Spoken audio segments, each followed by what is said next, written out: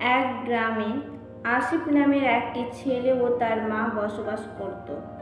আসিফের মা লোকের বাড়িতে কাজ করে কিছু পয়সা পেত ও আসিফ বনের মধ্যে থেকে শুকনো কাঠ কুড়িয়ে এনে বাজারে বিক্রি করে যে পয়সা পেত তা দিয়েই তাদের সংসার ভালোই চলছিল।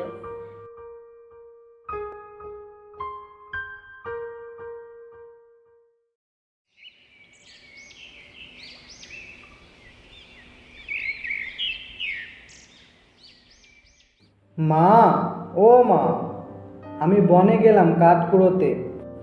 আচ্ছা বাবা, বেলা হয়েছে, দুটো খেয়ে যা। আমি এখন খাবো না, আমি এসে খাবো। আমার জন্য পায়েস রান্না করে রাখো। আচ্ছা বাবা যা, আমি তোর জন্য পায়েস রান্না করছি। আর শোন, বিকেল হলেই চলে আসবি, সন্ধ্যা নামতে দিবি না। আকাশের অবস্থা খুব একটা ভালো লাগছে না, মনে হচ্ছে বৃষ্টি আসবে। ঠিক আছে মা, আমি বিকেলের মধ্যে বাড়ি চলে আসবো।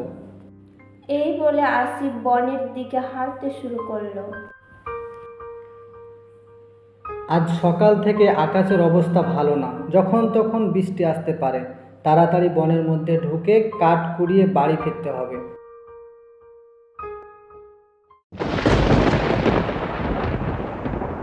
অনেকগুলো কাঠ হয়েছে, যাই বাড়ি ফিরে যায়। আকাশটা কালো মেঘে ঘিরে নিয়েছে, চারপাশটা কেমন যেন একেবারে শান্ত হয়ে আছে। কোথাও যেন একটু আওয়াজ নেই, গা কেমন ছমছম করছে। তাড়াতাড়ি পা চালিয়ে বাড়ি যায়।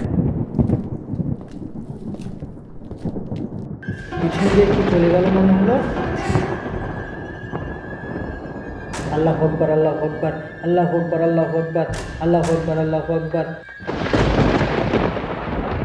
সন্ধ্যা হয়ে গেল, তাও ছেলেটা বাড়ি এলো না। ছেলেটা বিপদে পড়লো নাকি? আমাকে কিছু করো না, আমাকে ছেড়ে দাও, আমাকে কিছু করো না, আমাকে বাড়ি যেতে দাও। ভয় পাস না আসিফ, আমি তোর কোনো ক্ষতি করবো না। তুমি আমার নামও জানো? তুমি কে গো? আমি সব জানি বাবা, কারণ আমি যে তোর বাবা। তাহলে তুমি এখানে কেন? আমাদের সাথে আমাদের বাড়িতে থাকো না কেন? আমি যে মারা গেছি বাবা, আমিও তোর মতো বনে কাঠ কাটতে আসতাম আর কাঠ কেটে বাজারে বিক্রি করতাম। তা দিয়ে আমাদের সংসার চলতো। কিন্তু হঠাৎ একদিন বাড়ি ফিরতে সন্ধ্যা হয়ে যায় আর এক ডাকাতের দল আমাকে মেরে ফেলে। সেই থেকে আমি ভূত হয়ে আছি। আমি চাইলেই তোদের সাথে থাকতে পারছি না। তাহলে তুমি আর কোনো দিন আমাদের সাথে থাকবা না? না বাবা, আমার ইচ্ছে থাকলেও যে আমি আর তোদের সাথে থাকতে পারবো না। তোকে আর কোনোদিন বনে আসতে হবে না। বাড়িতে গিয়ে বাড়ির উঠোনে দেখবি হাড়িতে করে কিছু পয়সা জমে রাখা আছে। সেগুলোকে তুলে কোনো একটা নতুন ব্যবসা শুরু করবি। আর এই ব্যাপারে কাউকে কিছু বলবি না। আচ্ছা, কাউকে কিচ্ছু বলবো না। তোর মাকে বলবি আমার নামে বাড়িতে একটা মিলাদ করাতে। এই বলে ভূতটা বাতাসে মিশে যায় আর আসিফ বাড়ি চলে আসে।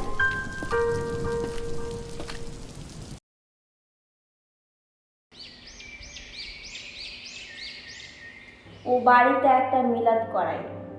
এতে তার বাবার আত্মা শান্তি পায় এবং আসিফও আর বনে না গিয়ে একটা নতুন ব্যবসা শুরু করে।